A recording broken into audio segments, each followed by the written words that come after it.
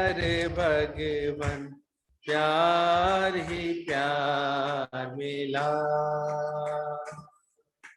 तुम संग कैसी प्रीत लगी कि छूटा जग मुझसे।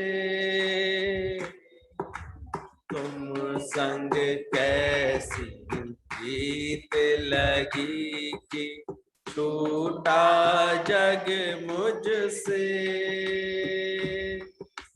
जादू तुमने कैसा किया कि छूटा जग मुझसे। जादू तुमने कैसा किया कि छूटा जग मुझसे। बंधन सारे टूट गए जब तुमने बांध लिया। बंधन सारे छूट गए जब तुमने बांध लिया। श्रद्धा से जब पूजा मैंने ब्रह्म का ज्ञान मिला। चरणों में तेरे रह कर भगवन प्यार ही प्यार मिला। गुजर गया हर पल दुख का जब तेरा ध्यान किया। गुजर गया हर पल दुख का जब तेरा ध्यान किया। हर मुश्किल आसान हुई जब तुमने साथ दिया। हर मुश्किल आसान हुई जब तूने साथ दिया। मोह माया में फंसा हुआ मैं आजाद हुआ। मोह माया में फंसा हुआ मैं अब आजाद हुआ। श्रद्धा से जब पूजा मैंने ब्रह्म का ज्ञान मिला। चरणों से तेरे कह कर भगवन प्यार ही प्यार मिला। जीना मरना सीखा भगवन जग में रह करके। जीना मरना सीखा भगवन जग में रह करके।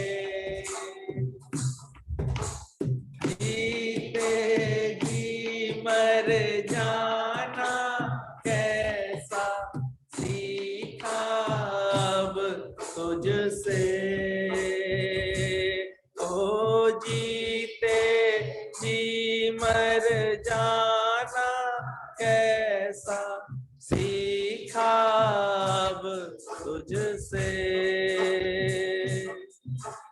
तू ही है अब माझी मेरा नैया पार लगा।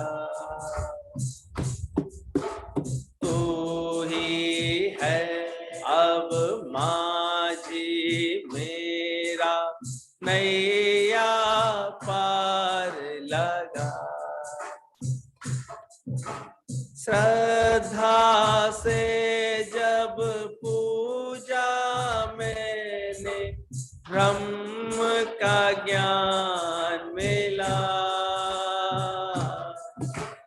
चरणों में तेरे रह कर भगवन प्यार ही प्यार मिला,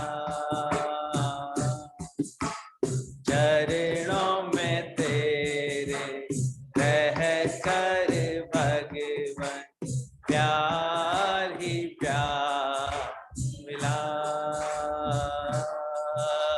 प्यार ही प्यार मिला। एक सच्चे समर्पित होकर के अंत तक अपने को गुरु के हाथों में रखता है, गुरु की आज्ञा को सब बातों से बड़ा मानता है, गुरु के अनुसार चलता है, गुरु ने जिस तरह से हमको चलाना है वैसे चलता है।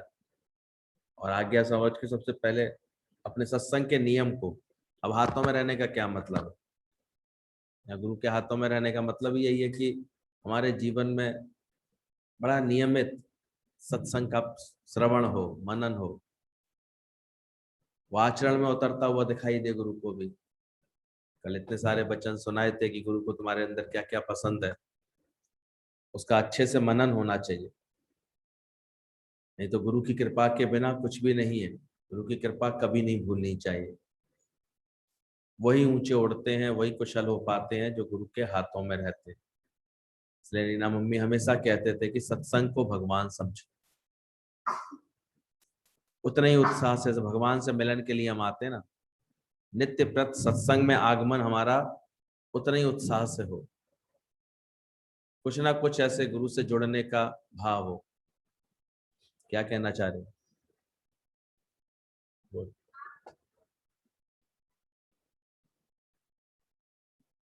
जा रहे होंगे, दुख पहुंचा रहे हैं, कष्ट पहुंचा रहे हैं। ऐसे ही इस ज्ञान के लिए भी समझना चाहिए कि जब तक हमारा पूरा कार्य नहीं हुआ, यानी पूरा निश्चय नहीं हुआ, पूरा अहंकार से मुक्ति नहीं पाई हमने, पूरे विकारों से मुक्ति नहीं पाई है, तब तक अभी फिर काम अधूरा है और ये हमको पूरा सुख नहीं दे पाए। इसलिए दादाजी कहा करते थे, मुझे तुम आधे अधूरों की ज्यादा चिंता है। इसलिए यहाँ पर हमने ब्रह्मज्ञानी गुरुओं को इतना जबरदस्त पेन लेकर के मेहनत करते हुए एक एक के मन को ये ज्ञान का पाठ सिखाने में तत्पर देखा हमेशा। ये तो क्या था, अपना सुख से रहते, ज्ञान तो उनके पास था ही, प्रेम करते, आधा घंटे दर्शन दे दिए, सत्संग सुना दिया, फिर शांति से अपने घर में रहते। और हमारे गुरुओं ने ऐसा जीवन नहीं बनाया, उन्होंने तपस्या कर दी, खींच के बैठे, बुला के बैठे, फिर मिले हम लोगों से। हम जब भी भाव लेके जाते वो हमसे मिलने के लिए समय निकालते, समय देते, बात करते, फिर समझाते, फिर समझाते। आज भले ही उसमें उनका खुद का जीवन उसमें सुहा हो गया, रमला भगवान के लिए तो विशेष रूप से लगता है कितना लोड अपने ऊपर लेते थे हम सबको प्रेम करने में। अपने खाने का भी उनको कोई चिंतन नहीं, अपने कुछ बात नहीं, बस एक प्रेम देने में लगे रहते थे, ज्ञान की खुशी देने में लगे रहते थे। तो गुरु तो इतनी कुर्बान होकर के बैठता है। आज भी हम देखते हैं कैसे अपने को जोड़ रहे हैं, कैसे अपने को प्रेम दे रहे हैं गुरु की वाणियां, उसको समझना। इसलिए सत्संग को भगवान समझो, सत्संग को प्रणाम करके जाना, सत्संग में ही तुमको सच्चे गुरु का दीदार होता है। रीना मम्मी का ये विशेष अंदाज रहता था, कभी भी कोई आता था, बेटा सत्संग भगवान से मिलते हो, जाने आने की कोई बात करता था तो कहते थे सत्संग भगवान को नमस्कार करना, पहले सत्संग भगवान से मिल करके जाना, ऐसे नहीं कि सत्संग का समय है और तुम चल दो कहीं पर, पहले सत्संग करना, सत्संग में आके बैठना। बोले ये सब कुछ तुम्हें भगवान का दीदार सत्संग से ही होगा। एक बार क्राइस्ट जा रहे थे तो उनके जाते जाते कैसे क्राइस्ट को देखने के लिए लोग बड़े व्याकुल हो रहे थे, ऐसे उत्सुक थे। एक गांव से निकल रहे थे, सब लोग देखने के लिए पहुंच गए थे, मेला लगा करके लाइन से खड़े हो गए थे उनको दर्शन करने के लिए। एक समय आता है, जीवन इतना ज्ञान के आचरण से भर जाता है कि फिर सारी दुनिया उसके दर्शन के लिए व्याकुल होती है। तेरी एक को ही झलक लखा दी मरज। इसलिए बोला गया है संत का एक क्षण भी कभी हमको वेस्ट नहीं करना चाहिए। ठीक है, तुमको मिलना है, कोई बात है तो अवश्य मिलो, गुरु भी तैयार है, हमेशा देने को तैयार रहता है। पर हाँ, कुछ मिलन का कुछ फायदा तो लेके उठो। कुछ तुमने अपना ज्ञान निकाला, तुमने कुछ गुरु से ज्ञान लिया, तो मिलना सार्थक होता है। बाकी शकल क्या देखनी है।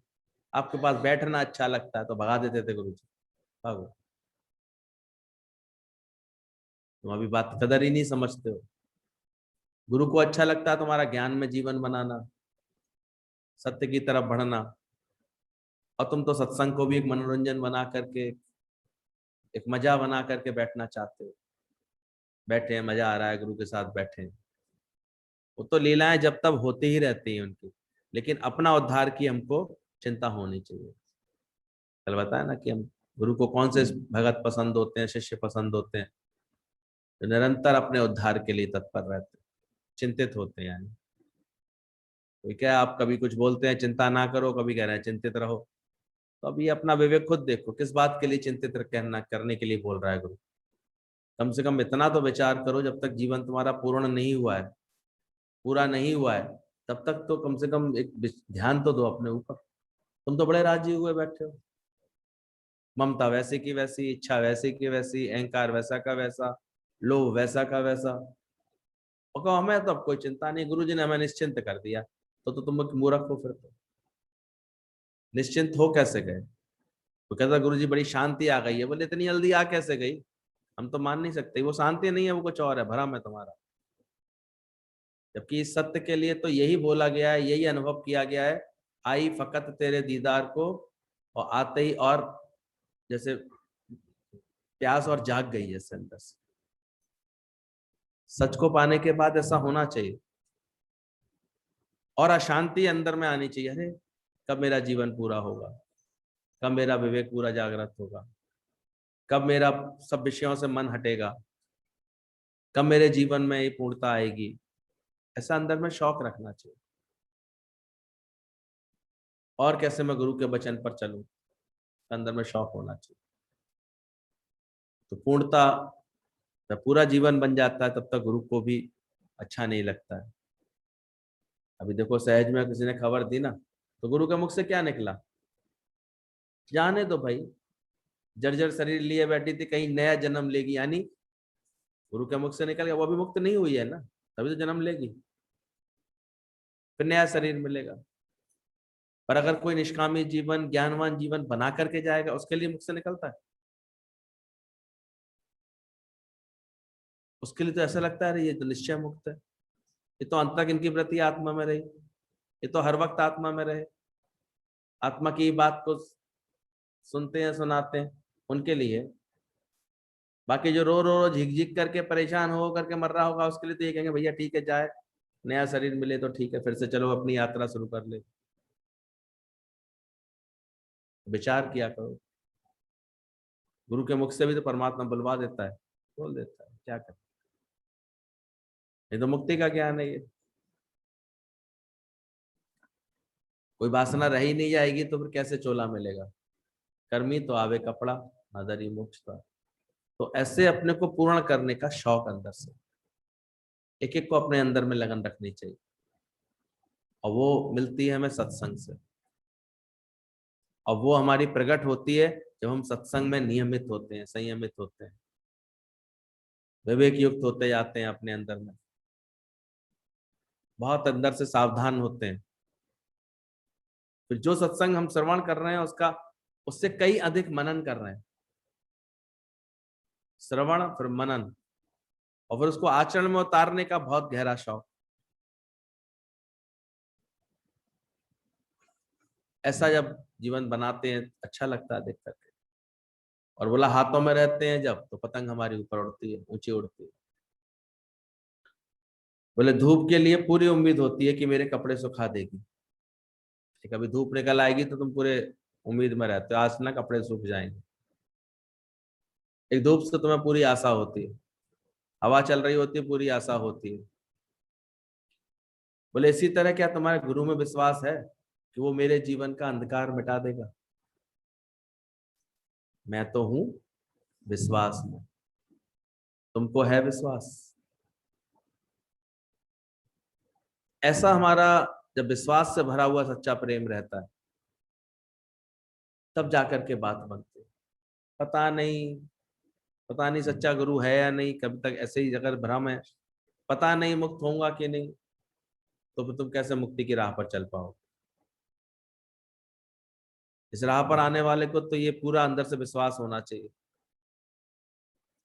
कि जब एक व्यक्ति ने पाया है तो हम भी पाके रहेंगे। What one man can do, everyone can do। अब ये गीता भगवान ने तो यही अपने जीवन में पक्का किया था, और जब एक व्यक्ति पा सकता है तो हम क्यों नहीं? ऐसा शौक रखा, इसलिए थोड़ा ही समय में अपने अंदर में ऐसी लगन रखी कि दादा को कह सके कि मैं आपसे भी अच्छा जीवन बना के दिखाऊं। हमको भी शौक होना चाहिए गुरु के पास आके कहने और अधिक निर्विकारी, और अधिक निश्चिंत, और अधिक ज्ञान युक्त अपना जीवन बनाएंगे हम। ये अंदर से भरपूरता होनी चाहिए।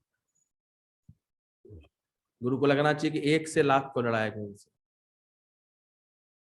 ऐसा करुणा से भरा हुआ अपना व्यवहार दिखाना चाहिए कि जहां तहां उसको ज्ञान की सेवा करने का आनंद आ रहा है, शौक हो रहा है, सब तो करुणा भरी है। अज्ञान से लोग दुखी हैं, परेशान हैं। ज्ञानवान जो होगा वो सबको क्या देगा? ज्ञान देगा। नियमित अपने इसी अभ्यास में होगा, आप जपे और नाम जपावे।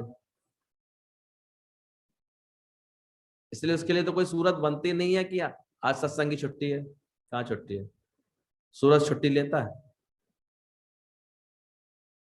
तो पहले इतना गुरु के लिए भी विश्वास होना चाहिए हमारा कि वो मेरे जीवन का अंधकार मिटा देगा, गुरु हमें कर्मातीत बना देगा।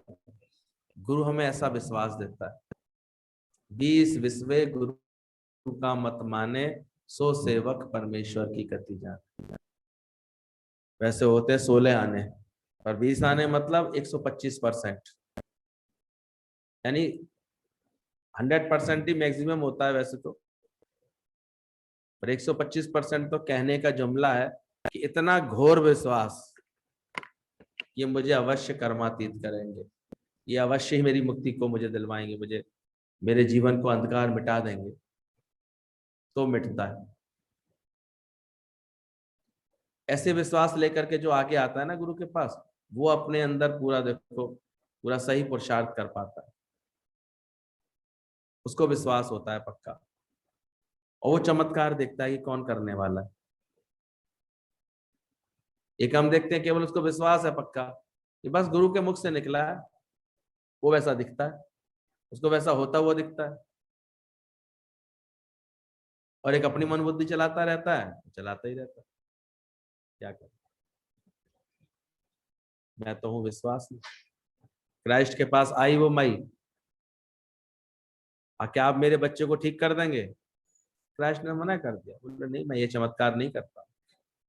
ईश्वर की सृष्टि में जो हो रहा है मुझे वो ठीक लगता है, मुझे गलत लगता ही नहीं है। अचानक ही सत्संग होता रहा, एकदम से वो दूसरी उठ के खड़े होकर नाचने लगी। अरे कमाल हो गया, क्राइस्ट ने कृपा बरसा दी, क्राइस्ट ने मेरा बच्चा ठीक हो गया। मैं मरा हुआ बच्चा लाके बैठी थी, वो ठीक भी हो गया। अब पहले वाली बड़ी परेशान, आपने इसका बच्चा ठीक किया, मेरा बच्चा क्यों नहीं ठीक किया? आपने इसका बच्चा ठीक किया, मेरा क्यों नहीं ठीक किया?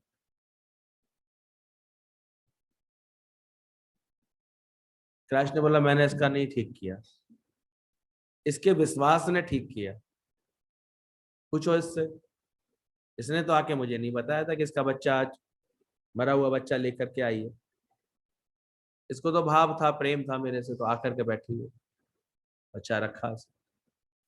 अब इसके विश्वास की वजह से हो गया होगा। इसको विश्वास था कि मैं सत्संग ले जाऊंगी तो मेरा बच्चा ठीक हो जाए, तो ठीक हो गया। तो गुरु के दर पर भी हमारा विश्वास काम करता है। हम कितने विश्वास में, कैसी समझ में। इसलिए जब क्राइस्ट को भीड़ ने घेर रखा था तो एक बौना था, वो देख नहीं पा रहा था क्राइस्ट को, तो वो चढ़ करके पेड़ पर बैठ गया था दर्शन करने के लिए। भाव होता है, प्रेम होता है, तो गुरु का भी ख्याल खींचता है, गुरु का भी निगाह पड़ती है उसके ऊपर। कितने आते हैं, देखो आते हैं बैठते हैं, लेकिन एक भाव रख करके बैठा होता है, कोई बात बोल करके अपना जो है भाव दिखाता है, कुछ सेवा से अपना भाव दिखाता है, किसी प्रेम व्यवहार से अपना भाव दिखाता है, तो निगाह चली जाती है गुरु के उसके ऊपर। क्राइस्ट की निगाह उसके ऊपर चली गई। बार बार ऐसा कर रहा था, मेरे यहाँ आना, मेरे यहाँ। सब कह रहे थे मेरे घर पे आइए, मेरे घर पे चलिए, मेरे घर। तो वो भी ऐसे इशारा कर रहा था, आवाज भी नहीं पहुंच पा रही थी, लेकिन इशारे में कर रहा था।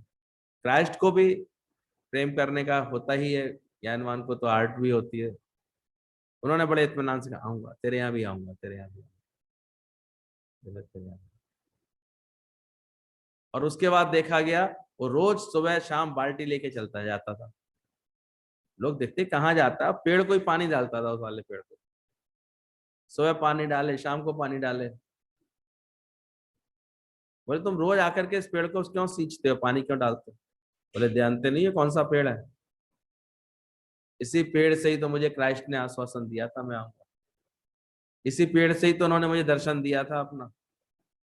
इसी पेड़ का ये इतना भाग्यशाली, इस पर चढ़ करके मैंने जो दर्शन पाए।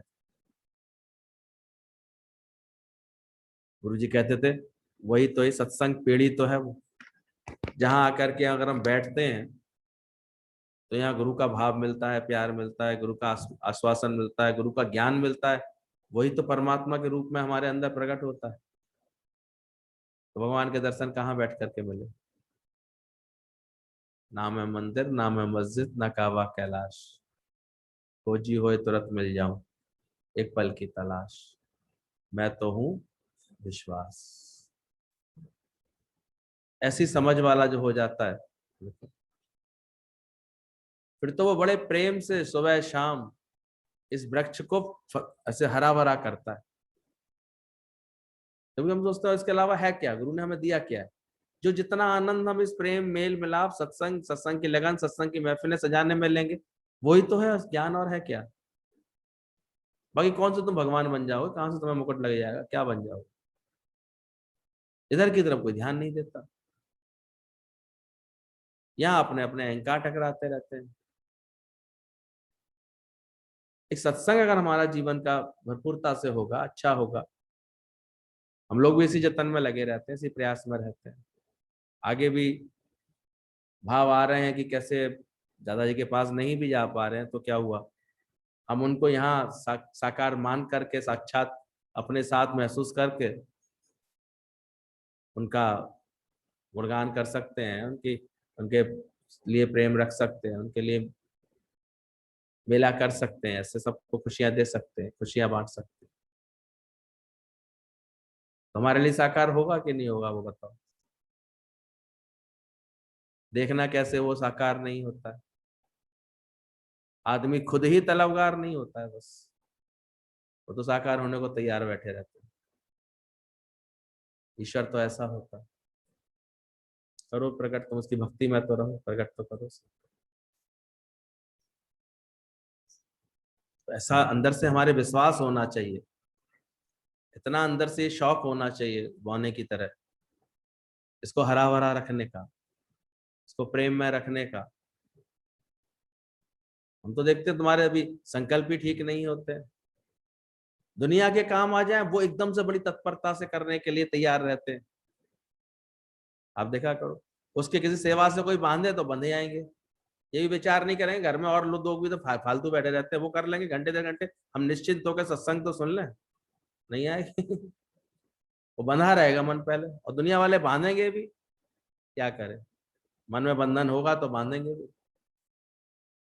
ये काम जरूरी है, यहाँ जाना जरूरी है, देखना जरूरी है, ये मिलना जरूरी है, सब करना बहुत जरूरी होता है। अभी तुम खुल के ये बात भी अपने घर में नहीं कह पाते हो, सत्संग हमारे लिए बहुत जरूरी है। कोई बिरला ही होगा जो तो वैसे ही छूट गया होगा, उसको कोई पूछते नहीं हो घर परिवार में, उसकी स्थिति बन जाती है। ये तो सब ऐसे बंधे बंधे से डरे डरे से आते हैं, ये ऐसे पागल दिखाई देते हैं। कहाँ मुक्ति पाते, मुक्ति चाहते कहाँ है?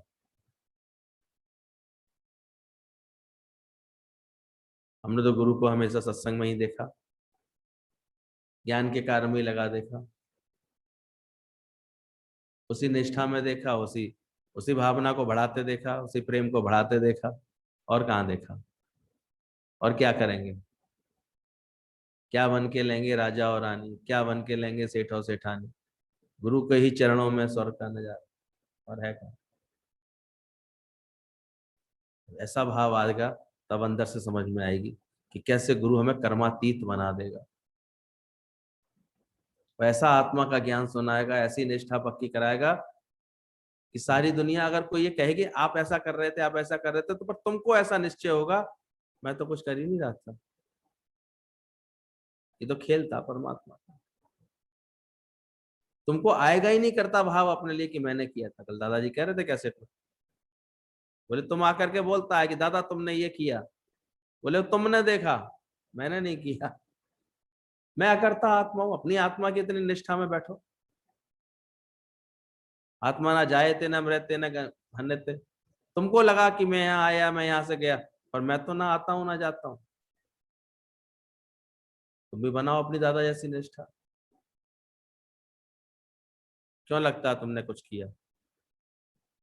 और जो जाने है मैं कुछ करता, तब लग गर्भ जोन में फिरता।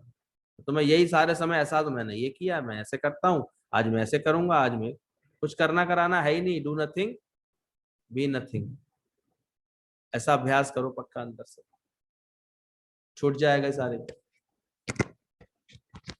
है तो बहुत तपस्या की बात है, अंदर से अनुभव अपना लगन की बात है, पर एक बार जो धारणा सही कर लेता है तो कभी किसी बहकावे में नहीं आता। लोग चाहे कितना भी कहें तुमने ये किया, मैं करता ही नहीं कुछ, मैं अकर्ता आत्मा हूं, मैंने किया ही नहीं कुछ। और फिर हर तरह से जानता है कर्म है, कर्म का हर का फल है, फल आएगा ही आएगा। इसने किया है, जानता है इसके खाते में इसने किया हुआ ये भुगतेगा, इसलिए उसको कोई ये भी नहीं है, तो दिक्कत भी नहीं होती। और बाकी धीरे धीरे अपने अहम को ऐसा मिटा देता है कि कर्म उसके खाते में लिखने ही बंद हो जाते हैं, एक प्रेम रह जाता है उसके पास के। तो ये कर्मातीत करता है गुरु का। बोला ना इसमें कैसे गुरु हमें कर्मातीत बना देता है, ऐसा विश्वास देता है। बोले हर जन्म में ज्ञान अधूरा छोड़ आए थे, पन्ने जैसे ज्ञान के मोड़ आए थे। ये पिछले जन्म की भी से हम लोगों की यात्रा चल रही है, तो इसलिए अंदर ध्यान रखना। जैसे रात की किताब पढ़ने के बाद पन्ना मोड़ देते हैं तो अगले दिन उसके आगे ही पढ़ते हैं, इसी तरह से ये पढ़ाई है, अगर इस जन्म में कर चुके हैं तो अगले जन्म में उसके आगे से ही शुरू होगी। इसलिए भगवान ने एक निश्चिंतता दी है, निश्चिंत रहना। और अर्जुन ने पूछा अगर मैं अभ्यास करते करते बीच में ही मेरा शरीर चला गया, मैं पूरी तरह से योग युक्त नहीं हुआ, तो फिर क्या होगा माधव? बोले बिल्कुल निश्चिंत रहे, इस राह पर चल रहा है ना, इसमें बिल्कुल निश्चिंत रहे। आगे ये भगवान की विशेष कृपा है, जितने पन्ने पढ़ाए उसके आगे से ही पढ़ोगे, उससे पहले नहीं पढ़ोगे। और पूरी पढ़ ली होगी किताब तो बात ही खत्म हो जाएगी, मुक्ति हो जाए। बाकी दुनिया की पढ़ाई के लिए तो ये कहा जाता है अभी अगर मर गए अगर ना पीएचडी करने के बाद भी, तो फिर जन्म लोगे तो नर्सरी केजी फिर से पढ़नी पड़ेगी, नेक्स्ट से बच्चों को एबीसीडी फिर से याद कराओ, कुछ नहीं याद रहता। लेकिन ज्ञान के लिए कि ये विशेष कृपा है, आप जितनी निरासक्त स्थिति इस जन्म में अपनी बना लेंगे, आगे से आपकी यात्रा वहीं से ही शुरू होगी। इसलिए कोई कोई देखो जन्म से ही बड़ा निरासक्त दिखाई देता है, शुरू से ही अपने कर्मों से बड़ा ऐसा निरासक्त दिखाई देता है। कारण यही है उसके पीछे, उसके पिछले जन्म का कोई योग होता है, कोई बात होती है। हम कभी भी कहते हैं इतनी जल्दी गुरु ने हम लोगों को पकड़ा, कैच किया, आगे बढ़ाया, ज्ञान के नियम में बांध लिया, हम बंध भी गए, सत्संग भी शुरू हो गया, सब कर लिया। इतनी जल्दी का कारण क्या है? ये तो लोगों को हम देखते हैं सालों साल कुछ नहीं होता, 10 से मस नहीं होते वो सत्संग में आने के बाद। तो कुछ पन्ने पढ़ाए थे ना कुछ पढ़ाई गुरु के चरण में बैठ के पहले भी कराए थे। जन्म जन्म के हुए इकरारी, वो इकरार था, आके बैठे। तो तुम्हारा ज्ञान में मन लगे तो तुमको ये विश्वास भी रखना चाहिए, ये पढ़ाई तभी समझ में आ रही है जब इससे पहले की पढ़ाई हम करके आए। अब फिर नए सिरे से पूजा पाठ करने में, ये सब करने में, द्वैत के कर्म करने में अपना टाइम खोटी मत करो, टाइम वेस्ट मत करो फिर अपना, अगर ज्ञान पक्का करना है तो। नहीं मानते कुछ लोग, फिर भ्रमित रहते हैं।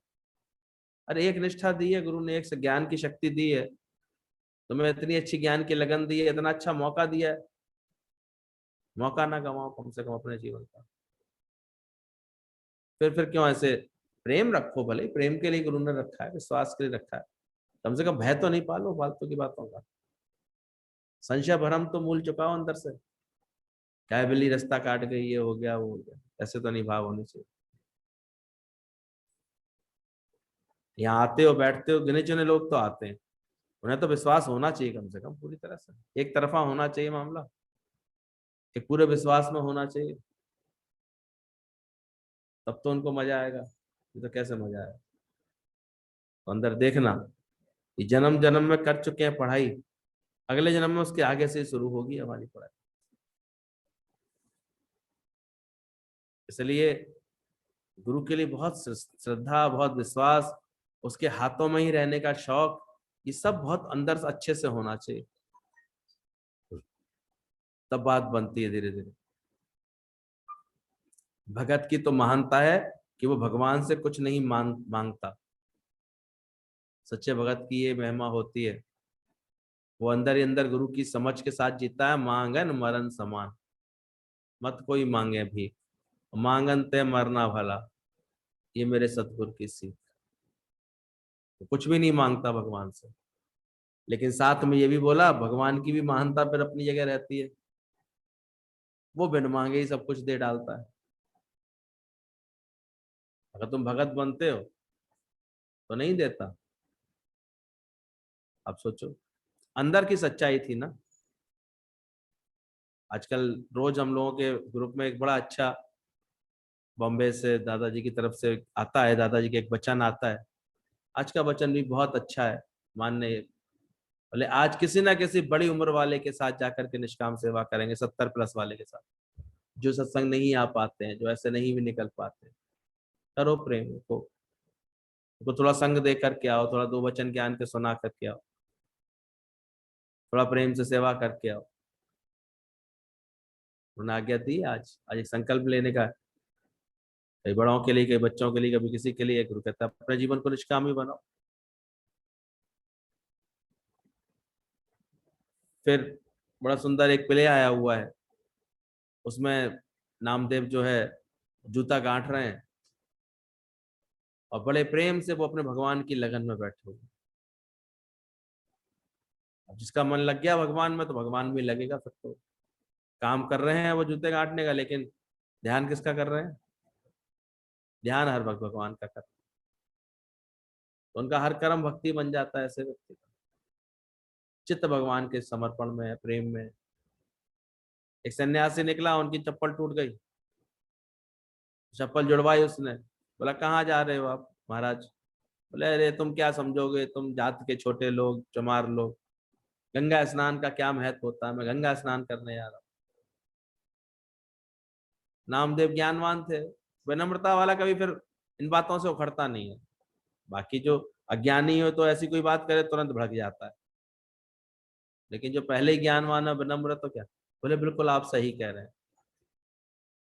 हमको कहाँ गंगा मैया की महानता का पता होगा, हमको तो अपनी सेवा में ही कार्य करना है।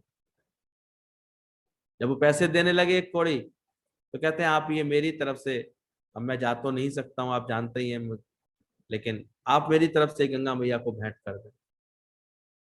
और जब अपनी पूजा करने के बाद, स्नान करने के बाद उसे ध्यान आया कि वो कौड़ी मुझे नामदेव वाली भी देनी है सन्यासी को, उसने जब निकाल के देने लगा तो एक हाथ निकल करके आया गंगा से कि नामदेव वाली कौड़ी तुम मेरे इस हाथ पर रखो, मेरे भक्त नामदेव ने भेजी। अब तो वो आश्चर्य में, बोले अरे ये क्या कौतुक है, ये स्वयं गंगा मैया खुद आकर के ग्रहण कर रही हैं। और उसके बाद उन्होंने एक हाथ निकाला, एक सुंदर सा कड़ा उसको दे दिया, ऐसे रत्नों से जड़ा हुआ। बोले जाओ ये ले जा करके नामदेव को मेरी हमारी तरफ से भेंट देना। अब तो बहुत ही ज्यादा हैरान हो गया। कड़ा मिलने के बाद उसके अंदर का लोभ जागृत हो गया। बोले वो भिखारी इसका क्या करेगा,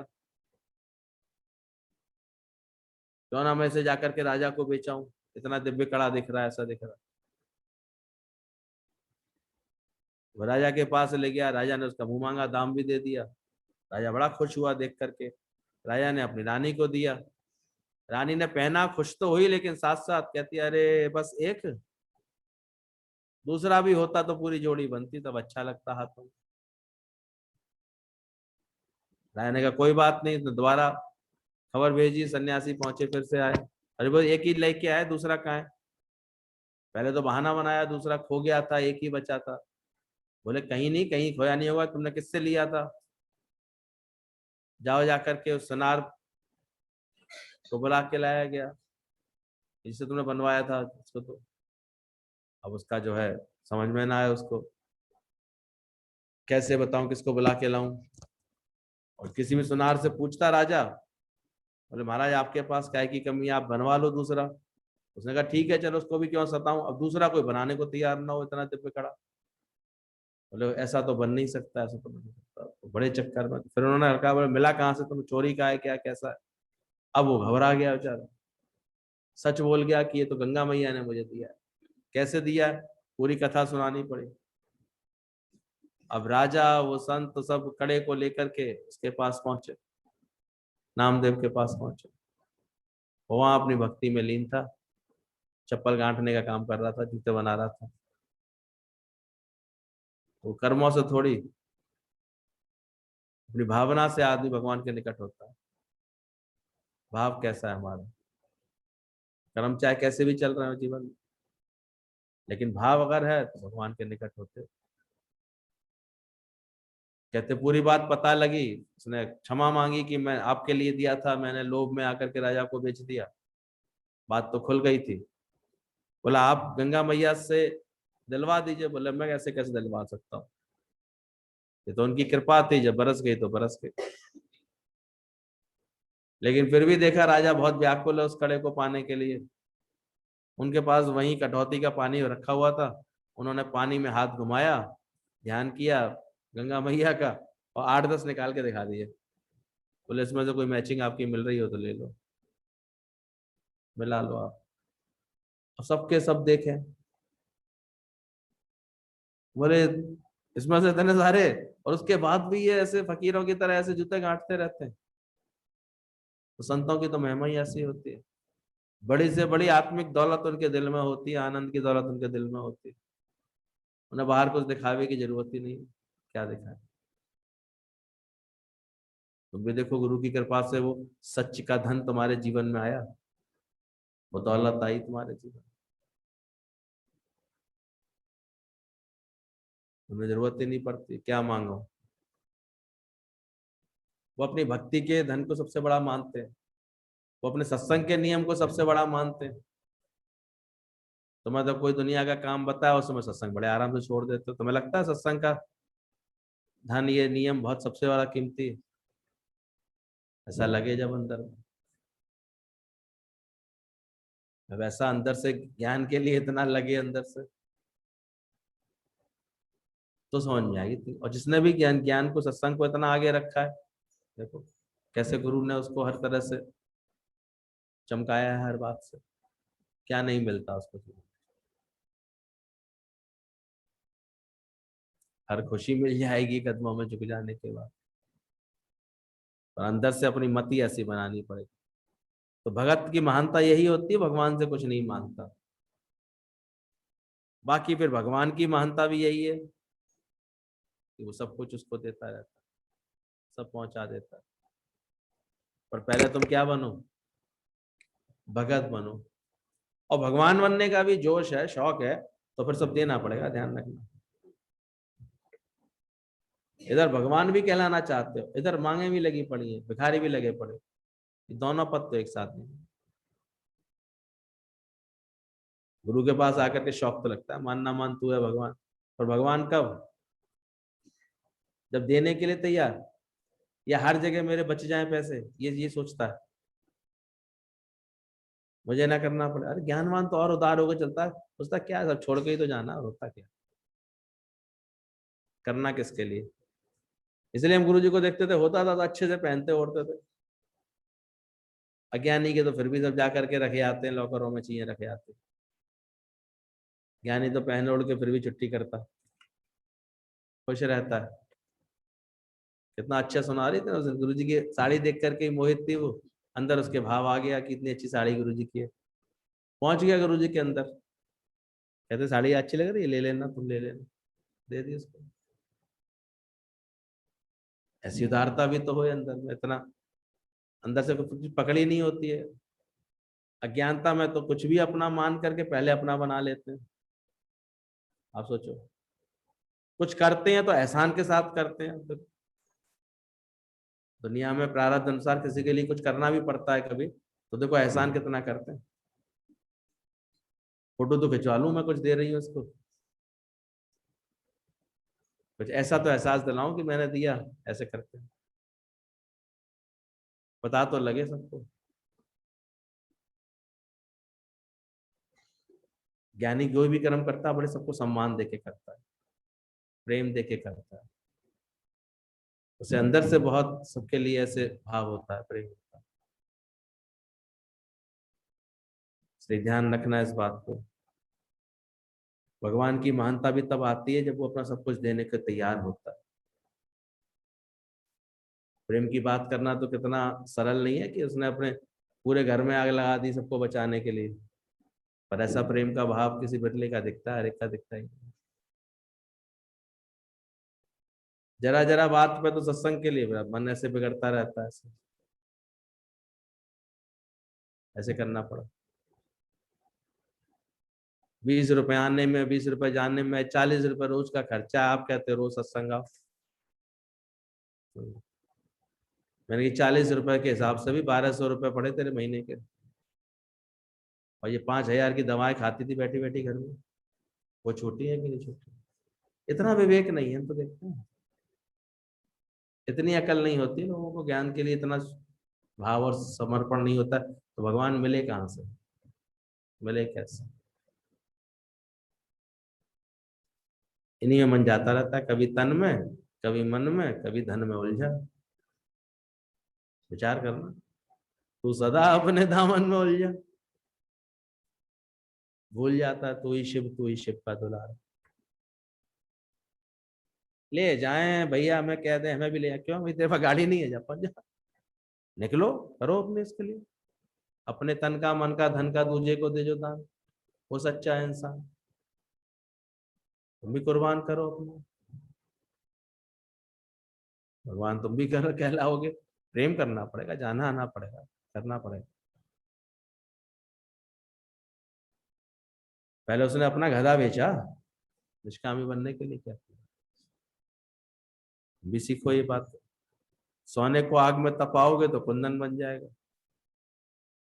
लकड़ी को रखोगे तो खाक हो जाएगी, राख हो जाएगी, लोहे को रखोगे तो इस्पात बन जाएगा। इसी तरह अज्ञानी के पास परिस्थिति आती है, वो राख बन जाता है। जिज्ञासु के ऊपर आती है, मजबूत हो जाता है, और ज्ञानी के ऊपर आती है तो और चमक के और मजबूत कुंदन जैसा चमक जाता है। सोने को आग में डालोगे तो कैसा हो जाता है? और प्योर कुंदन, प्योरेस्ट फॉर्म बन जाती है इसकी। ऐसी समझना, अज्ञानी के पास परिस्थितियां आती हैं, राख हो जाता है, जिज्ञासु के ऊपर आती हैं तो मजबूत हो जाता है। अब कोई भी हालत परिस्थिति देखा करो, तुमको राख तो नहीं कर रही, तोड़ तोड़ तो नहीं रही, मन बिगाड़ तो नहीं रही है, मजबूत हो। परेशान हो जाते हैं जरा जरा उसमें, जरा परिस्थितियों में, जरा उस और गुरु की शरण में बैठते हैं तो धीरे धीरे गुरु अभ्यास करा देता है। तो देखना हमेशा ये परिस्थितियां तुम्हें और मजबूत करके जा रही हैं, चमका के जाती हैं और तुम्हारी लगन ज्ञान के लिए पक्का करती हैं। अंदर देखना कितनी लगन है तुम्हारी, कितनी सच्चाई है। अब कोई क्या, हम सेवा तो हम करते हैं, हम कहते हैं कहाँ सेवा कर सकता है कोई व्यक्ति। अब सत्संग की सेवा कोई 9 बजे आएगा, कैसे कर पाएगा? 9 साढ़े 9 बजे आएगा, क्या कर पाएगा, क्या सेवा करेगा? वो तो आकर के बैठेगा केवल। सेवा के लिए समय भी तो देना पड़ता है, युक्ति भी लगानी पड़ती है, नहीं तो फिर उससे कोई कुछ कहेगा, टोकेगा, कोई कुछ बोलेगा तो वो बुरा भी लगता है, बड़ी मुसीबत है। बाकी दिमाग इतना थका हुआ रखते हैं, एक अलर्ट दिमाग वाला काम होता है, उसको तो तुरंत सारे काम होते हैं। वो तो इतने युक्ति वाला होता है, एक काम करते करते दूसरा काम भी करता जाता है, वो पसंद आता है। और एक क्या कहा था, कल कहा आज भूल गया, फिर आज कहा तो कल भूल गया, रोज भूला ही भूला रहता है। और सत्संग की कोई सेवा करनी है तेरे को तो समय नहीं देना पड़ेगा कि बातों से हो जाएगी, ख्यालों से हो जाएगी। समय भी देना पड़ेगा, सीखना भी पड़ेगा, युक्तियां भी लगानी पड़ेगी कार्य करने के लिए, सेवा करने के लिए। और ऐसे युक्तियां लगानी पड़ेंगी शरीर की हैंडीकैप्सी के साथ तुम कर सको उस कामों को, ताकि तुमको दिक्कत भी ना हो। ये भी नहीं गुरु को पसंद आएगा कि तुम अपने शरीर पर कोई फालतू का ऐसे कोई लोड डालो, उसको संभालते हुए करना पड़ेगा। तो कार्य कुशलता से करो, घर परिवार सब करते हुए देखते हुए ज्ञानी कितनी कुशलता से करता है।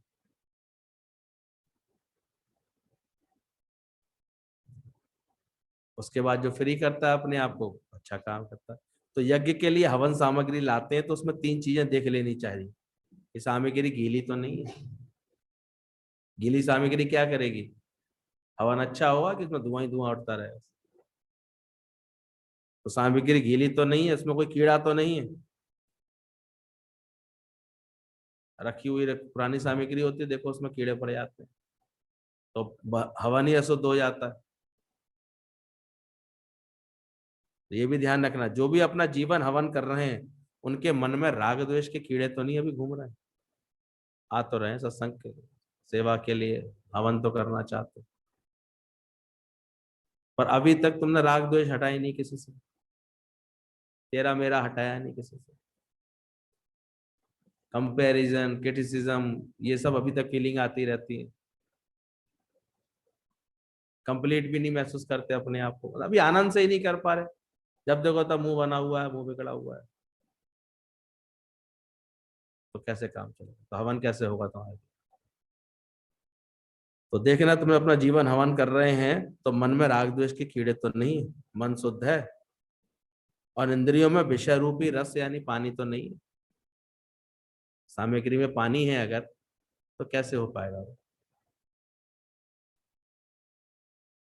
मोह ममता की अगर ये बातें होंगी, विषयों में राग पड़ा होगा, नहीं तो फिर हवन इसलिए अच्छा होता नहीं जीवन का। हवन हो भी रहा है, दिखने को तो आ रहा है सामग्री उपयोग में आई,